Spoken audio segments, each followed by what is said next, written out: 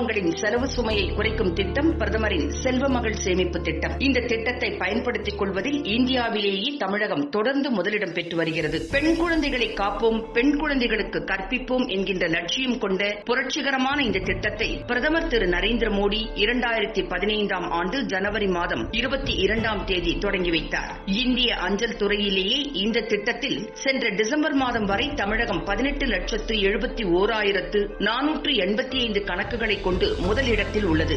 தமிழகத்திற்கு அடுத்தபடியாக உத்தரப்பிரதேசம் 2ஆம் இடத்தில் உள்ளது. அங்கு 16,64,649 கணக்குகள் உள்ளது. 3ஆம் இடத்தில் கர்நாடகா உள்ளது. அங்கு 13,98,411 கணக்குகள் உள்ளது. மேலும் தமிழகத்தில் அதிக கணக்குகள் கொண்ட மண்டலத்தில் கோவை மண்டலம் முதலிடத்திலும், 2ஆம் இடத்தில் சென்னை மண்டலமும், 3ஆம் இடத்தில் திருச்சி மண்டலமும் உள்ளது. இதன் மூலம் டெல்லியில் நடைபெற்ற விழாவில் இத்திட்டத்தில் அதிக கணக்கு தொடங்கியதில் முதல் பரிசை தமிழ்நாடு பெற்றுள்ளது. மூத்த குடிமக்கள் சேமிப்பு திட்டத்திற்கு அடுத்தபடியாக இந்த திட்டத்தில்தான் 8.4% வட்டி கொடுக்கப்படுகிறது. இந்த திட்டத்தின்படி 10 வயதிற்கு உட்பட்ட பெண் குழந்தைகள் பெயரில் அவர்களது பெற்றோரோ அல்லது பாதுகாப்பாளரோ குறைந்தபட்சமான தொகையாக ரூபாய் 1000 செலுத்தி அஞ்சலகங்களில் அல்லது வங்கிகளில் கணக்கை தொடங்கலாம்.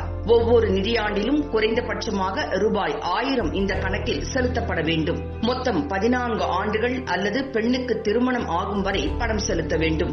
ஒரு நிதியாண்டில் குறைந்தபட்சம் 1000 ரூபாயிலிருந்து அதிகபட்சமாக 1,50,000 ரூபாய் வரை வைப்பு தொகையாக செலுத்தலாம். இந்த கணக்கில் ஒரு நிதியாண்டில் செலுத்தப்படும் தொகைக்கு வருமான வரி விலக்கு அளிக்கப்படுகிறது. முதிர்வு தொகையாக 21ஆம் ஆண்டு இறுதியில் பெறலாம். மேலும் பெண்ணுக்கு 18 வயது நிறைவடையும் போது அவரது கல்வி அல்லது திருமண செலவிற்காக கணக்கில் உள்ள தொகையில் 50% பெற்றுக் கொள்ளலாம். பெண் குழந்தை பெற்ற பெற்றோர்களின் பாரத்தை குறைக்கும் வகையில் பயனுள்ள இந்த திட்டத்தின் மூலம் பயன்பெறுவதில் தமிழகம் தொடர்ந்து சிறப்பான இடத்தில் இருக்கிறது. திட்டம் தொடங்கப்பட்ட 2015ஆம் ஆண்டில் மட்டும் 11 லட்சம் கணக்குகள் வங்கிகள் மற்றும் அஞ்சல் அலுவலகங்கள் மூலம் தொடங்கப்பட்டு நாட்டிலேயே நம் தமிழகம் முதலிடத்தில் உள்ளது. தொடர்ந்து அந்த இடத்தை தக்க வைத்து வரும் தமிழகம் சென்ற 2019 டிசம்பர் மாதம் வரை 18,71,485 அஞ்சலக கணக்குகளை கொண்டு முதலிடத்தில் உள்ளது. தற்போது பணம் செலுத்துவதற்கான கால நீட்டிப்பு செயல்பட்டதால் மேலும் 5 லட்சம் கணக்குகள் வரை